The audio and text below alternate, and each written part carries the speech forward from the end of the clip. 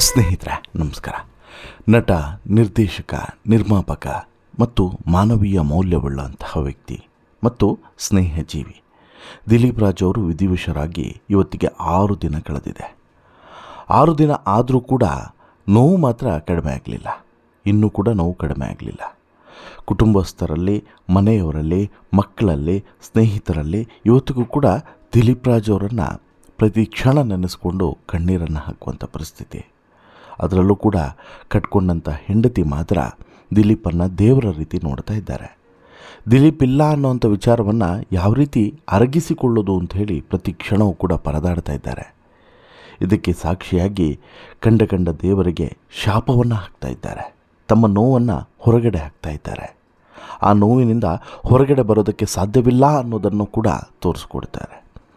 ಬಹುಶಃ ಅವರಿಗೆ ಹತ್ತು ಕಣ್ಣೀರೇ ಬತ್ತಿ ಹೋಗಿರ್ಬೋದು. ದೇಹದಲ್ಲಿ ಒಂದು ಹನಿಯೂ ಕೂಡ ಕಣ್ಣೀರು ಬರದ ರೀತಿ ಆಗಿರ್ಬೋದು, ರಕ್ತ ಬರ್ತಾ ಇರ್ಬೋದು. ಅಷ್ಟರ ಮಟ್ಟಿಗೆ ನೋವು ಇದೆ ಅವರಿಗೆ ಅನ್ನೋದನ್ನು ಅವರ ಪ್ರತಿ ಮಾತಲ್ಲೂ ಕೂಡ ಗೊತ್ತಾಗುತ್ತೆ. ಆ ನೋವು ಇನ್ನೂ ಕರಗೋದಲ್ಲ, ಯಾವತ್ತೂ ಕೂಡ ಕರಗೋದೇ ಇಲ್ಲ ಅನ್ನೋದು ಮಾತ್ರ 100% ಸತ್ಯ. ಸೋಷಿಯಲ್ ಮೀಡಿಯಾದ ತುಂಬೆಲ್ಲ ದಿಲೀಪ್ ರಾಜ್ ಫೋಟೋ, ವೀಡಿಯೋಸ್ಗಳು ವೈರಲ್ ಆಗ್ತಾನೇ ಇದ್ದಾವೆ.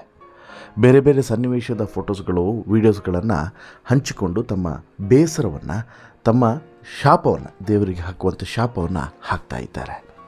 ಅದೆಷ್ಟೋ ಜನ ಈ ದಿಲೀಪ್ ರಾಜ್ ಅವರ ಸ್ನೇಹಿತರಾಗಿರ್ಬೋದು, ಒಡನಾಡಿಗಳಾಗಿರ್ಬೋದು, ಅವರ ಜೊತೆಗೆ ಕೆಲಸ ಮಾಡಿದವರಾಗಿರ್ಬೋದು, ಅದ್ಭುತ ಕ್ಷಣಗಳನ್ನು ಮೆಲುಕು ಹಾಕ್ತಾ ಇದ್ದಾರೆ.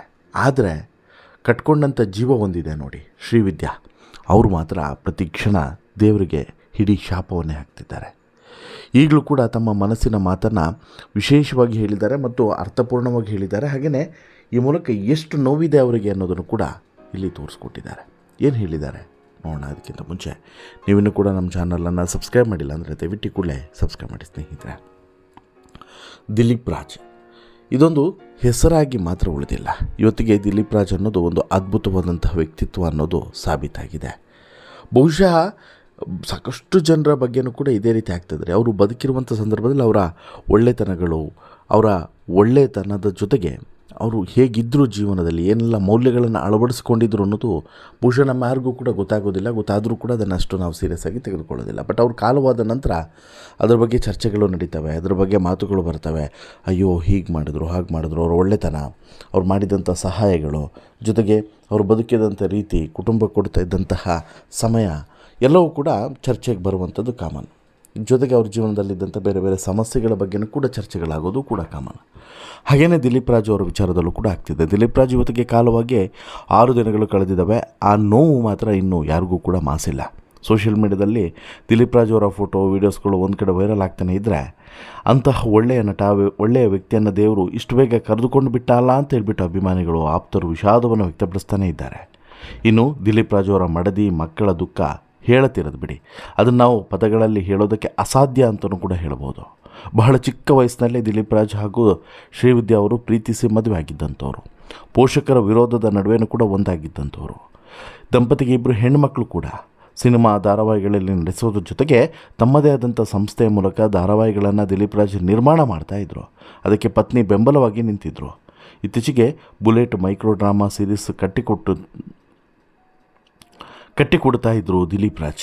ಆದರೆ ಏನು ಮಾಡ್ತೀರಾ, ನಾವೊಂದು ಬಯಸಿದ್ರೆ ದೇವರು ಇನ್ನೊಂದು ಬಯಸ್ತಾನೆ ಅಂತೇಳಿ ವಿಧಿಯ ಆಟದ ಮುಂದೆ ಎಲ್ಲವೂ ಕೂಡ ಹಾಳಾಗಿ ಹೋಯಿತು. ಎಲ್ಲ ಕನಸುಗಳು ಕೂಡ ನುಚ್ಚು ನೂರಾಯಿತು. ಪತಿ ಅಗಲಿಕೆ ನೋವಿನಲ್ಲಿ ಶ್ರೀವಿದ್ಯಾ ಹಾಕಿರುವಂಥ ಪೋಸ್ಟ್ ಈಗ ಸಿಕ್ಕಾಬಟ್ಟೆ ವೈರಲ್ ಆಗ್ತಿದೆ. ಬಹುಶಃ ಅವರು ಮಾರನೇ ದಿನದಿಂದನೂ ಕೂಡ ಒಂದೊಂದೇ ಪೋಸ್ಟನ್ನು ಶೇರ್ ಮಾಡ್ತಿದ್ದಾರೆ. ಆ ಪ್ರತಿ ಪೋಸ್ಟ್ನಲ್ಲೂ ಕೂಡ ಅವರ ನೋವು, ಅವರ ವೇದನೆ, ಅವರ ಕಣ್ಣೀರು ಸ್ಪಷ್ಟವಾಗಿ ಕಾಣಿಸ್ತಿದೆ. ಈಗಲೂ ಕೂಡ ದೇವರನ್ನು ಶಪಿಸಿ, ದೇವರಿಗೆ ಬೈದು ಒಂದು ಪೋಸ್ಟನ್ನು ಹಾಕಿದ್ದಾರೆ. ದೇವರನ್ನು ಶಪಿಸಿ ಅವರು ತಮ್ಮ ನೋವನ್ನು ತೋಡ್ಕೊಂಡಿದ್ದಾರೆ. ನನಗೆ ಈಗ ಸದ್ಯದ ಪರಿಸ್ಥಿತಿಯಲ್ಲಿ ಏನನ್ನಿಸ್ತಿದೆ ಅಂದರೆ, ಒಂದು ಸಂಸಾರ ಹೇಗಿರಬೇಕು ಅಂದರೆ, ಒಬ್ಬ ಗಂಡ ಹೆಂಡತಿಯನ್ನು ಯಾವಾಗಲೂ ಹೊಡಿತಾ ಇರಬೇಕು, ಕುಡಿದು ಬಂದು ಗಲಾಟೆ ಮಾಡ್ತಾ ಇರಬೇಕು. ಒಬ್ಬ ಹೆಂಡತಿ ಯಾವಾಗಲೂ ಕೂಡ ಗಂಡನನ್ನು ದೂಷಿಸ್ತಾ ಇರಬೇಕು. ಮಕ್ಕಳು ತಂದೆ ತಾಯಿಯನ್ನು ಗೌರವಿಸಬಾರ್ದು. ತಂದೆ ತಾಯಿಯೂ ಕೂಡ ಅಷ್ಟೇ, ಮಕ್ಕಳನ್ನು ಯಾವಾಗಲೂ ಕೂಡ ದೂಷಿಸ್ತಾನೇ ಇರಬೇಕು. ಒಂದು ಮನೆಯಲ್ಲಿ ಶಾಂತಿ, ನೆಮ್ಮದಿ ಅನ್ನೋದೇ ಇರಬಾರ್ದು. ಒಬ್ಬೊಬ್ಬರು ಕಿತ್ತಾಡ್ಕೊಂಡೇ ಇರಬೇಕು. ಯಾಕಂದರೆ ದೇವರಿದ್ದಾನೆ, ಹುಷಾರಾಗಿರಿ. ಯಾರ ಮನೆ ಚೆನ್ನಾಗಿದೆ, ಯಾರ ಮನೆಯಲ್ಲಿ ಯಾವಾಗಲೂ ನಗು ಇರ್ತದೆ, ಯಾರು ತುಂಬ ಖುಷಿಯಿಂದ ಬದುಕ್ತಿರ್ತಾರೋ ಅಂಥವರ ಮನೆಯ ಮೇಲೆ ಅವನಿಗೆ ಯಾವಾಗಲೂ ಕಣ್ಣು ಇರ್ತದೆ. ದೇವರಿದ್ದಾನೆ, ಹುಷಾರಾಗಿರಿ. ಹೀಗಂತೇಳಿ ವ್ಯಂಗ್ಯವಾಗಿ ಪೋಸ್ಟನ್ನು ಮಾಡಿದ್ದಾರೆ. ಆರಂಭದಲ್ಲಿ ಓದಿದಾಗ ಅಯ್ಯೋ ಅನ್ನಂತೇಳಿ ಅನಿಸುತ್ತೆ, ಏನಪ್ಪ ಏನು ಹೇಳ್ತಿದ್ದಾರೆ ಅಂತಲೂ ಕೂಡ ಅರ್ಥ ಆಗೋದಿಲ್ಲ. ಮತ್ತೊಮ್ಮೆ ಓದಿದಾಗ ಇದರ ಮೀನಿಂಗ್ ಸ್ಪಷ್ಟವಾಗಿ ಗೊತ್ತಾಗ್ತದೆ. ಅಂದರೆ ಇಲ್ಲಿ ಶ್ರೀವಿದ್ಯಾ ಅವರು ದೇವರನ್ನು ಯಾವ ರೀತಿ ಶಪಿಸ್ತಾ ಇದ್ದಾರೆ ಅಂತೇಳಿ. ನಮ್ಮ ಮನೆಯಲ್ಲಿ ಖುಷಿ ಇತ್ತು, ನಮ್ಮ ಮನೆಯಲ್ಲಿ ಸಂಭ್ರಮ ಇತ್ತು, ನಮ್ಮ ಮನೆಯಲ್ಲಿ ನೆಮ್ಮದಿ ಇತ್ತು, ನಮ್ಮ ಮನೆಯಲ್ಲಿ ಒಂದು ರೀತಿಯಲ್ಲಿ ನಗು ಇತ್ತು. ಆ ನಗುವನ್ನು ಕಿತ್ಕೊಳ್ಳುವಂಥ ಕೆಲಸವನ್ನು ದೇವರು ಸ್ಪಷ್ಟವಾಗಿ ಮಾಡಿದ್ದಾನೆ ಅನ್ನುವಂಥ ಆರೋಪವನ್ನು ಹೊರಿಸ್ತಾರೆ. ನಮ್ಮ ಸುಖ ಶಾಂತಿ ನೆಮ್ಮದಿಯನ್ನು ದೇವರು ಕಸಿದುಕೊಂಡಿದ್ದಾನೆ. ನಿಮ್ಮ ಮನೆಯಲ್ಲೂ ಹಾಗೆ, ನೀವು ಹಾಗಿದ್ದರೆ ಅದನ್ನು ದೇವರು ಕಸಿದುಕೊಳ್ಳುತ್ತಾನೆ. ನೀವು ಕಿತ್ತಾಡಬೇಕು, ನೀವು ಜಗಳ ಆಡಬೇಕು, ನೀವು ಚೆನ್ನಾಗಿರಬಾರ್ದು, ಆವಾಗ ಮಾತ್ರ ದೇವರಿಗೆ ನೀವು ಕಾಣಿಸೋದಿಲ್ಲ ಅನ್ನುವಂಥದ್ದು ಇವರ ಮಾತಿನ ಅರ್ಥ. ದೇವರು ಸುಖ ಶಾಂತಿ ಸಂತೋಷ ತುಂಬಿದ ಸಂಸಾರವನ್ನೇ ಗುರಿಯಾಗಿಸಿ ಶಿಕ್ಷಿಸ್ತಾನೆ ಅನ್ನುವಂಥ ಅರ್ಥದಲ್ಲಿ ಶ್ರೀವಿದ್ಯಾ ಅವರು ಪೋಸ್ಟನ್ನು ಮಾಡಿದ್ದಾರೆ. ನಿಮ್ಮ ಸಂಸಾರವನ್ನು ಖಂಡಿತವಾಗ್ಲೂ ಕೂಡ ಬಿಡೋದಿಲ್ಲ, ಖಂಡಿತ ನಾಶ ಮಾಡದೆ ಬಿಡೋದಿಲ್ಲ. ದೇವರಿದ್ದಾನೆ, ಹುಷಾರಾಗಿದ್ದೀರಿ ಅಂಥೇಳಿ ತಮ್ಮ ಬೇಸರ, ನೋವು, ಆಕ್ರೋಶ, ವೇದನೆ ಜೊತೆಗೆ ಅದೊಂದು ಶಾಪ ಎಲ್ಲವನ್ನು ಕೂಡ ಇಲ್ಲಿ ಈ ತಾಯಿ ಶ್ರೀವಿದ್ಯಾ ಅವರು ಮಾಡಿದ್ದಾರೆ. 100% ಇದು ನೋವಿನ ಮಾತು, 100% ಇದು ಆಕ್ರೋಶದ ಮಾತು, 100% ಇದು ಮನಸ್ಸಿನ ಒಳಗಡೆ ಬಂದಂತಹ ಮಾತು. ನೆಮ್ಮದಿ ನಗು ತುಂಬಿದ್ದಂಥ ನಮ್ಮ ಸಂಸಾರದ ಮೇಲೆ ದೇವರ ಕಣ್ಣು ಬಿತ್ತು, ಅದು ಹೀಗಾಯಿತು ಅಂತೇಳ್ಬಿಟ್ಟು ಬೇಸರವನ್ನು ವ್ಯಕ್ತಪಡಿಸುವಂಥ ಮಾತು. ಕಾಲೇಜಿನಲ್ಲಿ ದಿಲೀಪ್ ರಾಜ್ ಅವರಿಗೆ ಶ್ರೀವಿದ್ಯಾ ಅಭಿಮಾನಿಯಾಗಿದ್ದರು. ಸ್ನೇಹಿತರ ಮೂಲಕ ಈ ವಿಚಾರ ಗೊತ್ತಾಗಿ ಆಕೆಯನ್ನು ಕರೆದು ಮಾತನಾಡಿಸಿದ್ರು ಕೂಡ. ದಿನ ಬಂದು ನನ್ನ ಜೊತೆಗೆ ಮಾತನಾಡಿ ಹೋಗಬೇಕು ಅಂದ್ರಂತೆ. ಶ್ರೀವಿದ್ಯಾ ಅವರ ಈ ಗುಣಕ್ಕೆ ದಿಲೀಪ್ ರಾಜ್ ಮಾರು ಹೋಗಿದ್ದರು. ನೀನೇ ನನ್ನ ಬಾಳ ಸಂಗಾತಿ ಅಂತೇಳ್ಬಿಟ್ಟು ಒಪ್ಕೊಂಡಿದ್ರು. ನೀನೇ ನನ್ನ ಬಾಳ ಸಂಗಾತಿ ಅಂತೇಳಿ ಹೇಳಿ ಮಾತು ಕೊಟ್ಟ ಮೇಲೆ ಮಾತನ್ನು ಮರೆಯುವಂಥ ಮಾತೇ ಇಲ್ಲ. ಕುಟುಂಬದವರ ವಿರೋಧ ವ್ಯಕ್ತವಾದರೂ ಕೂಡ ಮದುವೆ ಆಗೇ ಬಿಟ್ಟರು. ಮದುವೆಯಾದ ಹೊಸದರಲ್ಲಿ ಸಿನಿಮಾ ನಂಬಿಕೊಂಡು ನಟಿಸ್ತಿದ್ದಂತಹ ದಿಲೀಪ್ ರಾಜ್ ಅವರು ಧಾರಾವಾಹಿನ ಬಿಟ್ಟಿದ್ದರು. 2.5 ವರ್ಷಗಳ ಕಾಲ ಯಾವುದೇ ಆದಾಯವೇ ಇರಲಿಲ್ಲ. ಆಗ ಪತ್ನಿ ಶ್ರೀವಿದ್ಯಾ ಕೆಲಸಕ್ಕೆ ಹೋಗಿ ಮನೆಯನ್ನು ನಿಭಾಯಿಸಿದರು. ಅದನ್ನು ದಿಲೀಪ್ ರಾಜ್ ಕೊನೆವರೆಗೂ ಕೂಡ ಮರೆತೇ ಇರಲಿಲ್ಲ. ಧೈರ್ಯವಾಗಿರಿ ಮೇಡಮ್ ಅಂಥೇಳಿ ಅಭಿಮಾನಿಗಳು ಪ್ರತಿಯೊಬ್ಬರು ಕೂಡ ಕಮೆಂಟನ್ನು ಮಾಡಿ ಇವತ್ತಿಗೆ ಶ್ರೀವಿದ್ಯಾ ಅವರಿಗೆ ಮತ್ತೆ ಧೈರ್ಯವನ್ನು ತುಂಬುವಂಥ ಕೆಲಸವನ್ನು ಮಾಡ್ತಿದ್ದಾರೆ. ಅವತ್ತು ಹೇಗೆ ಒಂಟಿಯಾಗಿ ಜೀವನವನ್ನು ಮುನ್ನಡೆಸಿದ್ರು ಶ್ರೀವಿದ್ಯಾ ಅವರು, ಇವತ್ತು ಮತ್ತೆ ಅದೇ ಪರಿಸ್ಥಿತಿ ಬಂದಿದೆ. ಇತ್ತೀಚೆಗೆ ಮಗಳು ಧೃತಿ ಕೂಡ ಅಪ್ಪನ ಬಗ್ಗೆ ಭಾವುಕರಾಗಿ ಪೋಸ್ಟನ್ನು ಮಾಡಿದರು. ನಾನು ಭೇಟಿಯಾದವರಲ್ಲಿ ನೀನು ಬಹಳ ಗ್ರೇಟು, ನನ್ನ ಜೀವನದಲ್ಲಿ 16 ವರ್ಷಗಳಿಂದ ನೀನು ಗೊತ್ತು, ನೀನು ಇಲ್ಲದೆ ನಾನು ನಟಿಯಾಗೋದು ಹೇಗೆ ಅಂತೇಳ್ಬಿಟ್ಟು ತನ್ನ ಮನಸ್ಸಿನ ವೇದನೆಯನ್ನು ಹಂಚಿಕೊಂಡಿದ್ರು. ಹೇಗೆ ಅಂತೇಳ್ಬಿಟ್ಟು ನನಗೆ ಊಹಿಸೋದಕ್ಕೂ ಕೂಡ ಸಾಧ್ಯವೇ ಇಲ್ಲ, ಆಗೋದಿಲ್ಲ ಅನ್ನುವಂಥ ಮಾತನ್ನು ಕೂಡ ಹೇಳಿದರು.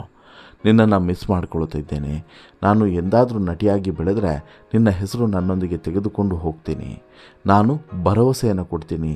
ನಮ್ಮಿಬ್ಬರ ಹೆಸರಿನಲ್ಲಿ ಮೊದಲು DR ಅಂತೇಳಿ ಬರ್ತದೆ, ಅಂದರೆ ದಿಲೀಪ್ ರಾಜ್ ಧೃತಿರಾಜ್, ಅಕ್ಷರಗಳು ಒಂದೇ, ನಿನ್ನ ಮರೆಯಲ್ಲ ಅಪ್ಪ ಅಂತಲೂ ಕೂಡ ಅವತ್ತು ಮಗಳು ಹಂಚಿಕೊಂಡಿದ್ರು ಒಂದು ಪೋಸ್ಟನ್ನು. ಇವತ್ತು ತಾಯಿ, ಹೀಗೆ ಇಡೀ ಕುಟುಂಬದಲ್ಲಿ ಹೇಳಲಾರದಷ್ಟು ನೋವು ಇದೆ ಅನ್ನೋದಕ್ಕೆ ಸಾಕ್ಷಿ ಇದು. ಆದರೆ ದಿಲೀಪ್ ರಾಜ್ ಅವರ ಪತ್ನಿ ಶ್ರೀವಿದ್ಯಾ ಅವರು ದೇವರನ್ನು ಶಪಿಸಿರುವಂಥ ರೀತಿ ಇದೆಯಲ್ಲ, ಇದನ್ನು ನೋಡಿದ್ರೆ ಎಂತಹ ಕಲ್ಲು ಹೃದಯವಾದರೂ ಕೂಡ ಕರಗಲೇಬೇಕು. ನಿಮಗೇನು ಅನಿಸುತ್ತೆ? ನಿಮ್ಮ ಅಭಿಪ್ರಾಯ ಏನು? ನಿಮ್ಮ ಭಾವನೆ ಏನು? ದಯವಿಟ್ಟು ನಿಮ್ಮ ಅಭಿಪ್ರಾಯವನ್ನು ಕಮೆಂಟ್ ಮಾಡಿ ತಿಳಿಸಿ. ಜೊತೆಗೆ ಈ ಸ್ಟೋರಿ ಇಷ್ಟ ಆಯಿತು ಅಂತ ಹೇಳಿದ್ರೆ ಲೈಕ್ ಮಾಡಿ, ಶೇರ್ ಮಾಡಿ, ಚಾನಲ್ಗೆ ಸಬ್ಸ್ಕ್ರೈಬ್ ಆಗೋದನ್ನು ಮರಿಬೇಡಿ. ಧನ್ಯವಾದ.